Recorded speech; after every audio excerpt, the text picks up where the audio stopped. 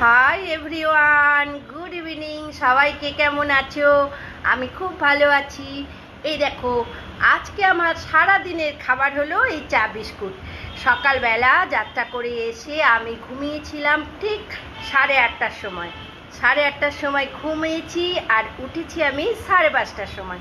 5:30টার সময় ঘুম থেকে উঠে ঘর দুয়ার সব নোংরা হয়েছিল, পরিষ্কার টরিষ্কার করে স্নান করে এখন আমি এই চা আর বিস্কিট খেতে বসলাম।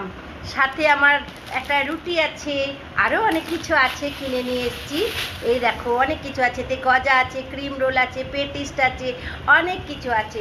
সব কিছু এখন আমি বসে বসে খাবো, কারণ এখন তো রান্না করার সময় নেই। আর এখন রান্না করতে গেলে খাওয়ার সময় হয়ে যাবে ডিনার খাবো। তাহলে সন্ধ্যাবেলাটা কি খাবো? খিদে পেট হু হু করে ছুঁচোয় ডন মারছে। তো আমি এখন চা বিস্কুট মজা করে খেয়ে নিই। চলো তোমরাও এসো আমার সাথে, সন্ধ্যাবেলা টোস্ট আর চা খেয়ে নিই, চলো।